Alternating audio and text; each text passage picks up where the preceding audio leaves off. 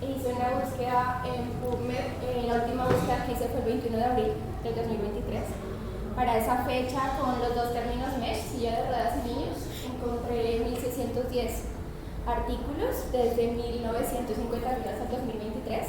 Incluí también otros términos MESH, ya para como especificar más las patologías que vemos en habilitación. Utilicé silla de ruedas y cerebral palsy, que encontré 400 resultados.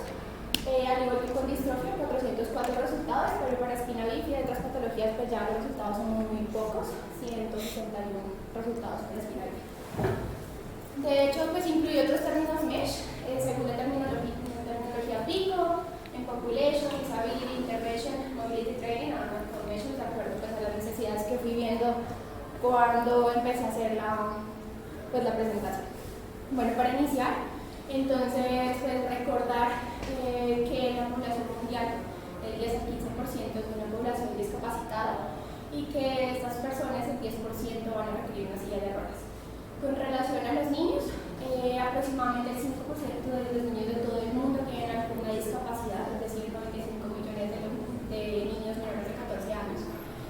Y pues es importante tener en cuenta que cada niño pues, es individual, cada niño va a tener unas necesidades específicas en términos pues, de tecnología de asistencia para la movilidad y de la siguiente incluida la postura, el soporte pélvico, el soporte de tronco, el soporte de cadera y cuello. Entonces, con relación a la parálisis cerebral, que digamos pues, que es como el grueso de la población pediátrica que nosotros vemos, casi un tercio de los niños con parálisis cerebral pues, no tienen movilidad, no son ambulantes. Y 50% de estos niños pues, van a beneficiarse de una silla de ruedas. Las sillas de ruedas son importantes en esta población porque permiten un grado de independencia, permiten la movilidad independiente y eso pues, les va a permitir a los niños poder explorar su entorno. Y es vital para la actividad de participación y pues obviamente va a reducir la dependencia de los cuidadores. Con relación a la parálisis cerebral, encontré este artículo que me pareció muy chévere, es publicado en este año, 2023. Lo que ellos intentaron hacer es pues, tomar una población con parálisis cerebral y lo clasificaron de acuerdo pues, a las necesidades de movilidad de los niños en grupos con el IMFCS. Recuerden que va de 1 a 5, uno es un paciente totalmente independiente y un nivel 5 pues, es un paciente que realmente necesita pues, o hace su movilidad por medio de terceros. Y también, adicional al IMFCS, miren que lo clasificaron también con el FMS, que es una clasificación que nosotros usamos para poder identificar o poder clasificar a los niños dependiendo de la movilidad en sus entornos. Entonces 5 metros pues, identificaría la movilidad en la casa, 50 metros identificaría la movilidad en entornos como el colegio y 500 metros en la comunidad como un centro comercial.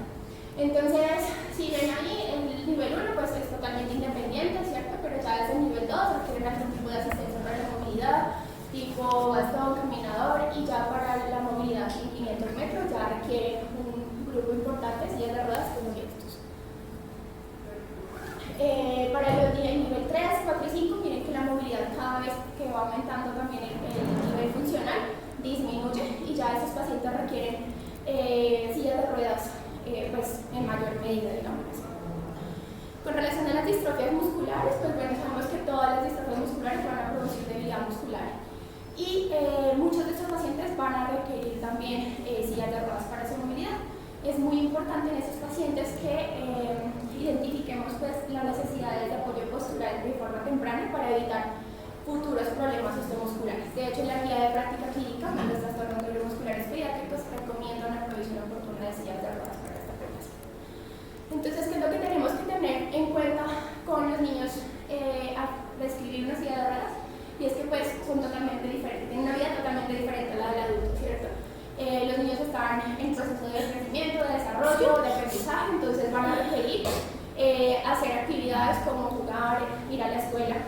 Es por eso que una silla de ruedas ideal para un niño es una silla de ruedas que pueda permitir al niño impulsarse solo, pero que también tenga manijas para que sea propulsada por un adulto, que sea apta para transitar en superficies irregulares, blandas como el césped, para ir al parque, la arena, etc. Que sea atractiva en términos pues, de diseño, de tamaño y de color, que le haga más fácil al niño estar en la escuela y también pues que le permita usar un escritorio o una mesa, o que cuente pues, con una mesa o superficie de trabajo.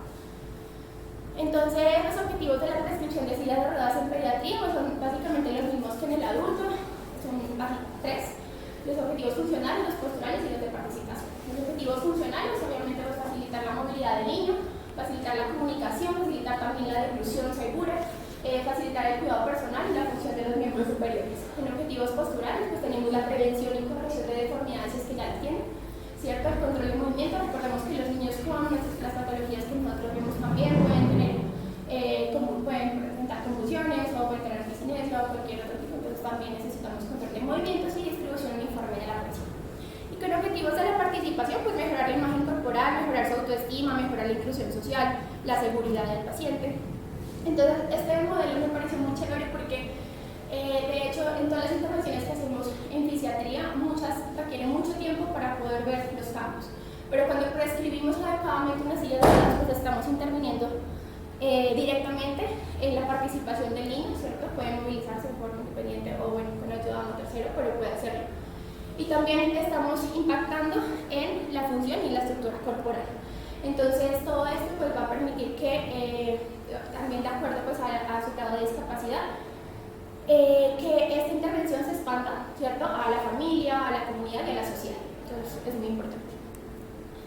Ya como la doctora Laura nos había dicho, los componentes de las sillas de ruedas, lo que todas las sillas de ruedas deben tener: un marco, un espaldar, un asiento, el cojín, las ruedas traseras y delanteras. Perdón. Pero en los niños y pues en esta población, digamos, también es muy importante otros componentes especiales, como los apoyos laterales de tronco, los cojines abductores de cara en el caso de que tengamos mucha espasticidad en aductores, el arnés, la banda cefálica, entre otras. Y tenemos pues, tres tipos de sillas de ruedas básicamente, que son las sillas de ruedas a la medida, las sillas de ruedas neurológicas y las sillas de ruedas motorizadas. Entonces, pues vamos a recordar un poquito cuáles son las normas y medidas de cada parte de las sillas de ruedas. Esto pues no solamente pues, se debe cumplir en un niño, sino también en un adulto. Son las normas que todos pues, debemos conocer, y esto sobre todo es importante a la hora de la entrega de la silla de ruedas y también para identificar cuando el niño pues, ya está bien adaptado pues, a sus hijos. Entonces, la longitud del asiento, recuerden que tiene que tener tiene que ser más ancho, 2 a 3 centímetros de las caderas. La profundidad del asiento debe dejarse 4 centímetros de espacio pues, en la fosa obliqua. La altura del asiento debe permitir que se cumpla la norma de los 90-90-90, es que pues, la cadera está a 90 grados, al igual que la rodilla, y el apoyapiés también permita la posición neutro del tobillo, al igual que miren que el reposabrazos también está a 90 grados. La altura trasera pues va a depender del control del tronco del niño, entonces ya sabemos pues, que alturas de la espalda más bajas son para personas que tienen un adecuado control de tronco, que son más activos, que es lo que ya nos ha explicado también Laura en la anterior exposición. Y los pacientes que no tienen control de tronco, pues vamos a requerir que la altura sea mayor. El cinturón, en el caso de que el paciente no tenga adecuado control de tronco, las ruedas, como les dije, pues deben ser adecuadas y permitir pues, que cumplan con las necesidades del terreno donde el paciente va a movilizarse. El cojín, todos deben tener un cojín adecuado, que sea lavable, transpirable, que tenga dimensiones y solidez adecuadas para evitar pues, las zonas de presión y con esto pues, complicaciones. Y el reposacabezas, que pues, es necesario en un paciente que no tiene control de apoyo. Entonces pues tenemos también que podemos incluir este kit de crecimiento, que son los componentes que permiten adaptar la silla de acuerdo al crecimiento, que pues es más fácil y ajustable, pues teniendo en cuenta que los niños van a cambiar de tamaño porque están en ese proceso de crecimiento. Entonces esos kits están integrados por piezas como esto, que nos permiten ajustar el marco con relación pues, sobre todo al ancho y la profundidad, para así pues que tenga una mayor durabilidad, digamos, la silla de ruedas. Entonces, bueno, con relación a las sillas de ruedas neurológicas, estas son sillas que utilizamos en los pacientes que requieren mayor apoyo postural. Entonces, el apoyo postural, pues recordar que esto nos va a permitir tener un mejor equilibrio, una mejor postura, una mayor estabilidad, ofrecer más comodidad, ayuda también a prevenir úlceras por presión, ayuda a retrasar o prevenir futuros problemas de postura, permite comer y beber de forma segura y también pues, nos ayuda con todo esto a mejorar la autoestima del niño. Entonces vamos a ver diferentes dispositivos que nos van a ayudar a, digamos, a ayudar en esa postura del niño. En el caso de que tengan deformidades flexibles, una de las más comunes es la retroversión pélvica, que es cuando la pelvis se desliza caudalmente, el sacro y el coxis quedan en contacto con el asiento. Para corregir esta postura, entonces vamos a utilizar diferentes fuerzas, una fuerza hacia anterior en la espina ilíaca posterior superior, una fuerza hacia atrás que iría a nivel del isquio. También podemos incluir una fuerza adicional que iría para abajo por medio de un cinturón pélvico, como el que vamos a ver. Entonces, para la fuerza hacia adelante, pues vamos a utilizar esa almohadilla sacra que te coloca en el espaldar para poder soportar la espina ilíaca posterior superior. Y para llevar, digamos que el isquio hacia atrás, entonces vamos a utilizar esa plataforma presión. Otra deformidad flexible pues es la escoliosis, que por lo general siempre está relacionada con la lateralización de la pelvis. En estos casos, miren que la escoliosis hace que la pelvis quede contralateral a la pues quede elevada y la altura del espaldar pues, va a ser más grande, más larga en el lado de la pelvis de la curva. Para poder corregir esta deformidad, entonces pues vamos a utilizar la regla de los 3 puntos que ya sabemos. Una fuerza en el lado izquierdo de las costillas, otra en el trocánter izquierdo y de forma contralateral a nivel de la pelvis de la curva.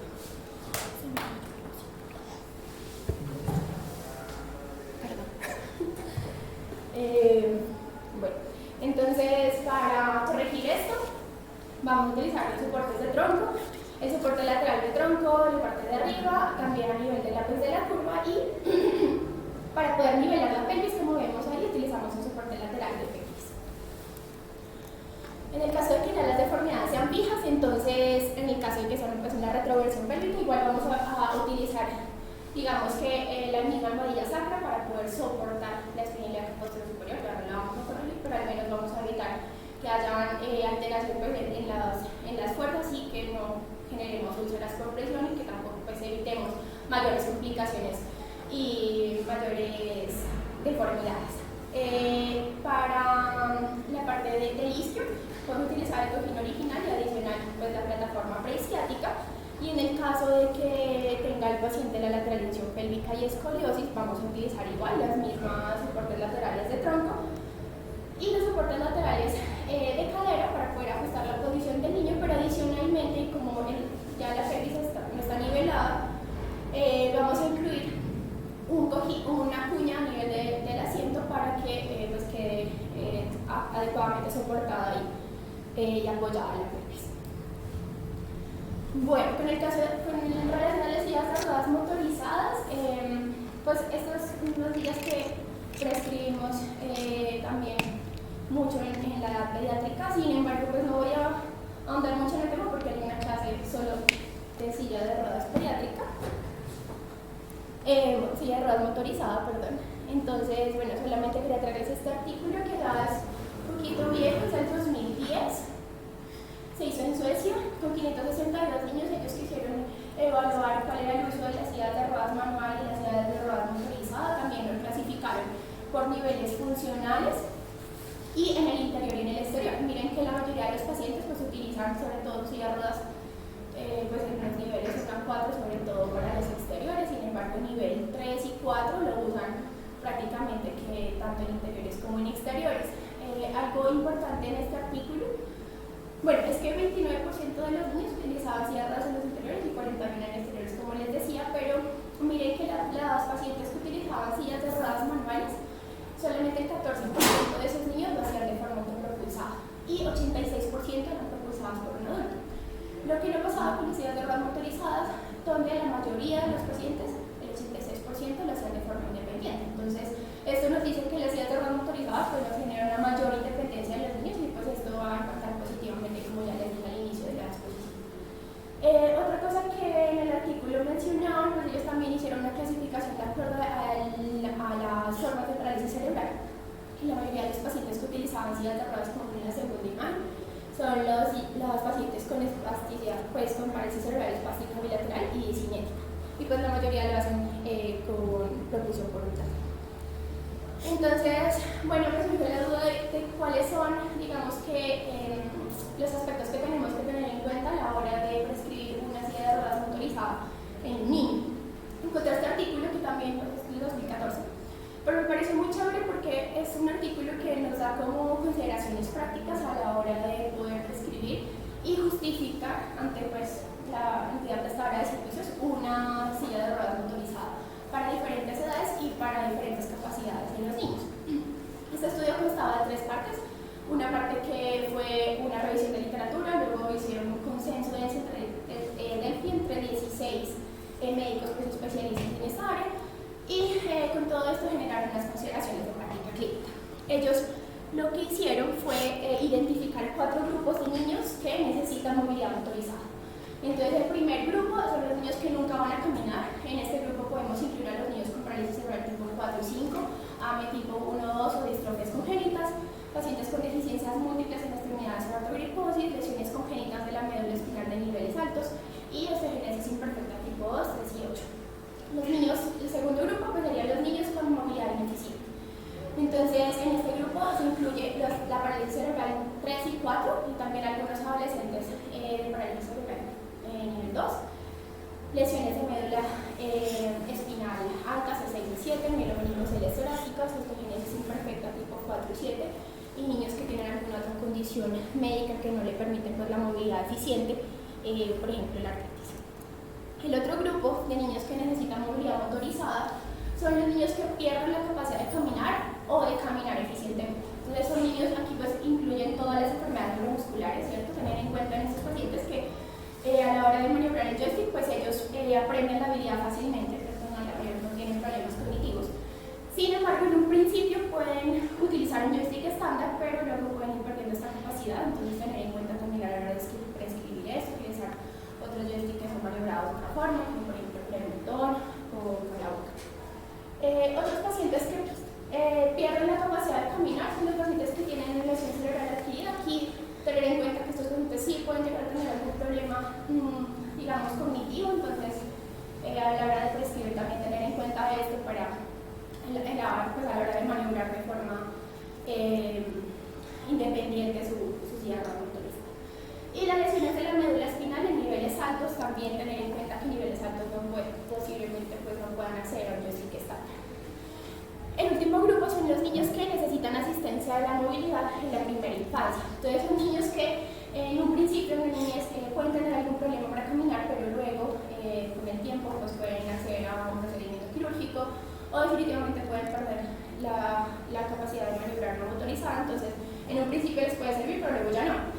Dentro de este grupo están los pacientes con artrogriposis, mielomeningocele a nivel lumbar, la osteogenesis imperfecta y parálisis cerebral tipo 3. Otra de las preguntas que se hicieron pues, en ese consenso fue a qué edad se puede ofrecer movilidad motorizada.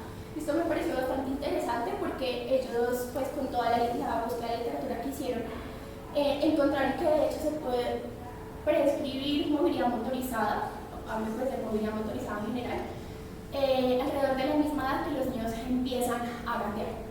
Entonces los niños pues, pueden aprender a maniobrar ese dispositivo desde los 14 meses de edad, un joystick estándar a partir como de los 18 a 24 meses, entonces miren que son edades súper tempranas.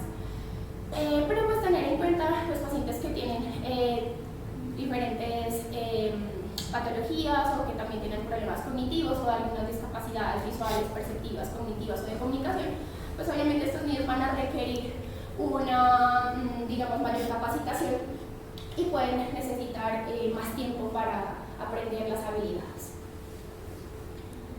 Entonces, pues con todo esto encontré este artículo que fue publicado en el 2021. Ellos utilizaron otros tipos de movilidad y este me pareció muy chévere porque son vehículos eléctricos normales que utilizan todos los niños a esa edad, pero que los adaptan para niños con discapacidades físicas.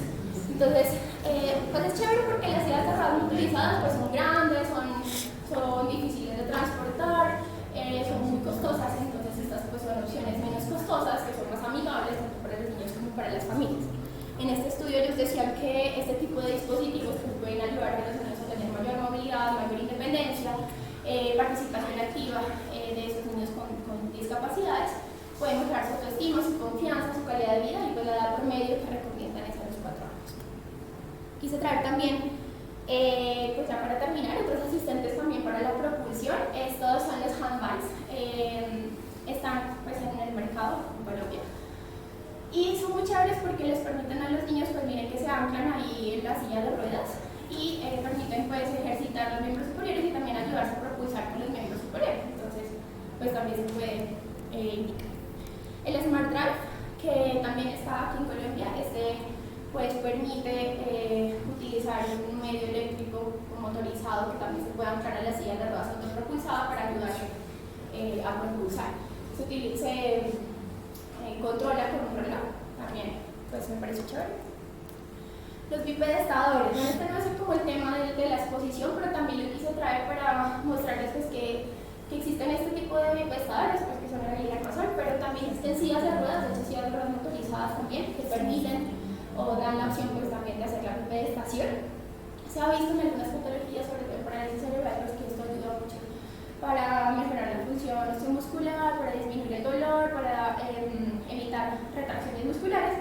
Se ha estudiado también en otras enfermedades como distrofia muscular de Duchenne. Por ejemplo, en este artículo que es de distrofia muscular de Duchenne, ellos evaluaron a 14 adolescentes con una silla de ruedas motorizada que permitía la bipedestación. De hecho, ellos se dieron cuenta que en este grupo de pacientes pues, no está asociado con cambios en el dolor muscular ni tampoco en el rango articular, pero sí se asoció con el mantenimiento del estado musculoesquelético y generó bastantes ventajas en la parte de salud mental, sobre todo en esos niños que van pasan pues, de la fase ambulatoria a la fase no ambulatoria, pues puede servir y también ahí está. Y ya, eso era todo, las conclusiones pues, de la exposición. La primera, que es muy importante, que la prescripción de las sillas de ruedas para los niños sea individualizada, que sea multidisciplinaria, que considere las necesidades y también las habilidades de cada niño, que la prescripción de sillas de ruedas, tanto para uso en interiores como en exteriores, se correlaciona con el nivel de discapacidad y pues según la escala del MPCS, y que en los niños con discapacidades neuromusculares es muy importante pues, lograr esa movilidad independiente. Y esto se hace pues, a través de una prescripción adecuada de dispositivos para la movilidad. Y eso era todo. Gracias.